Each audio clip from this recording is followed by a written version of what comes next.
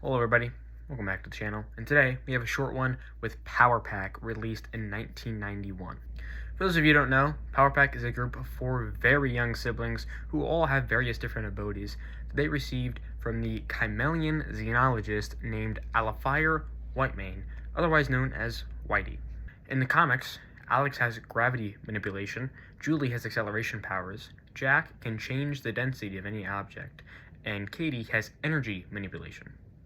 Franklin Richards, who is the son of Sue Storm and Reed Richards, actually got pretty close to the Power Pack, becoming a 5th member with the codenamed Tattletale. And actually, in the comics, the kids can switch their powers with one another, so none of the superhero names and power sets are actually official, but the ones I listed were just the most common. I haven't actually read any Power Pack comics, just a couple skim-throughs of their Marvel Wiki page, but from what I can tell, the pilot is not accurate at all.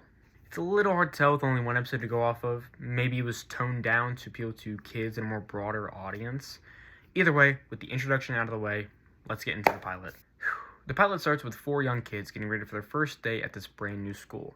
There's 2 boys and 2 girls along with their mom and their pop. The first boy is Alex Power, who is the oldest. He has the ability of super strength and undeniable riz. The second oldest is Julie Power, who has the ability of super speed. Then there's Jack Power, who has the ability to shrink down his body small enough to fit into sink drains. The final and youngest Power Kid is Katie, and I really have no fucking clue what her full power set is. I believe she's kind of like Jack from The Incredibles, because in the episode she uses 2 different powers. She uses gravity manipulation and lightning manipulation. So maybe she has various different powers, I don't know. Either way, the only Power Kid to keep their powers from the comics is Julie with super speed. You could argue about Alex because super strength is pretty similar to gravity manipulation, but either way, Julie is really the only one with the same power set as the comics. At this new school, like I said previously, Alex has the girls fiending for a taste of that power, especially Tina Calloway, who I guess is freakishly tall, judging by the reaction on Alex's face when she stands up. Julie is desperate for new friends and jumps on the opportunity when she gets invited to a bowling alley. Jack's also making some new friends, Harlan and Eddie, and they have the plan to go to an old abandoned house owned by Dr. Mobius after school.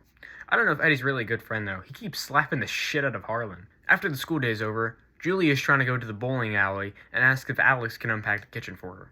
And also, something I forgot to mention is before all the kids went to school, their father explicitly told them to not use their powers in public and attract attention. And when Julie gets on her little fucking bicycle and goes to the bowling alley, she uses her super speed in fucking wide ass open like a dumbass.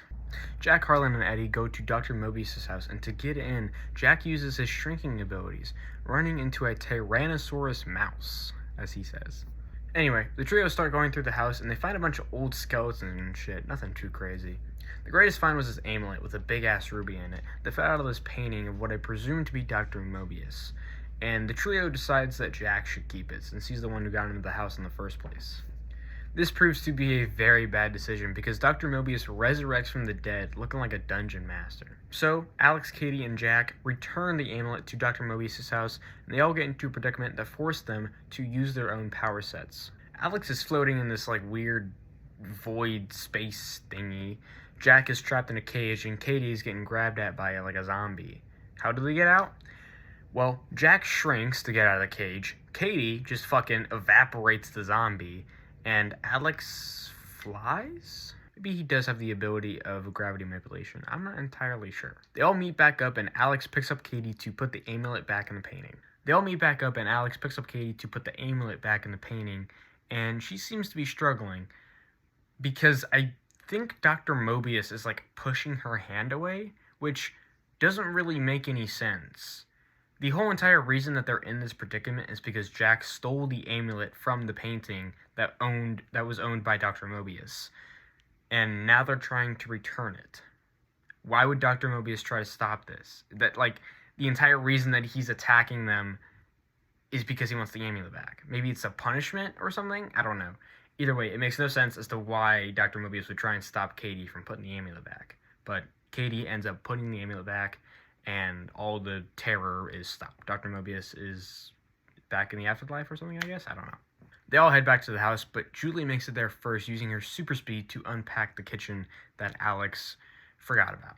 They all head back to the house, but Julie gets there first and uses her super speed to unpack the kitchen that Alex was too occupied to do. The episode ends with Katie going to play with some neighbors and Alex risen up the huzz again. And that's the episode. There was a total of 0 kills in this episode. This isn't the first time that we've had 0 kills in a live-action Marvel kill count. The first time that this happened was Spidey Super Stories, another project I'd never made a full video on, partially because, like, the whole series isn't accessible on the internet. I could only find, like, a majority of the episode. There was a couple that I missed out on. Either way, that had no kills in it as well. So this was not the first Marvel kill count to have 0 kills in it, but it's the first one with a full video. Either way, there was 0 kills in this project, which I'm ultimately not surprised by. In terms of my opinion on it, in terms of my, like, critique, it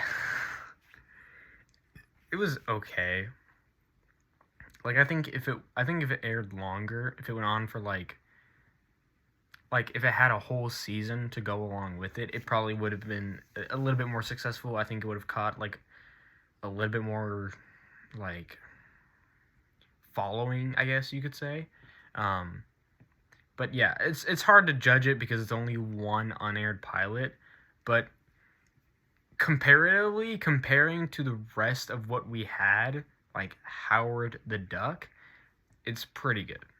It's not bad. It's a nice slice of life, super powered show.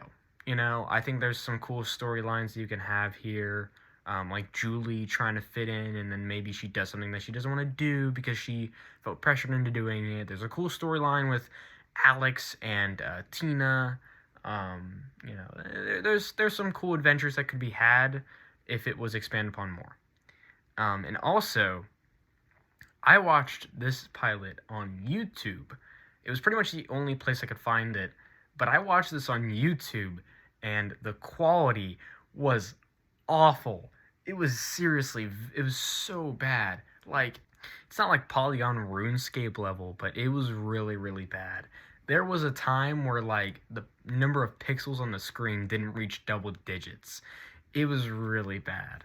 But, yeah, no, I mean, so yeah, overall, my thoughts, it's not a bad pilot. I think it could have been a very successful show if it actually caught wind, but unfortunately it didn't. So yeah, that's pretty much all I have for you today. If you enjoyed this video in particular, please consider leaving a like on it. If you enjoyed all my videos as a whole, please consider subscribing. It would help me out a lot. It's totally free. It takes like 2 seconds, and I would really, really appreciate it. But that's all I have for you today. Okay, real quick intermission. I'm filming this kind of late because this is just when I'm editing the video. I made a mistake. There is a kill in Power Pack. The entire plot of the movie, not the movie, of the pilot, is about giving back the amulet to a dead Dr. Mobius, because Dr. Mobius is dead. So he is actually the one and only kill in Power Pack. Power Pack does not have 0 kills, it has 1 kill. Sorry for the mistake. That's all I have for you today. I already did all the outro stuff. Thank you guys so much for watching. I'll see you on the next one. Peace.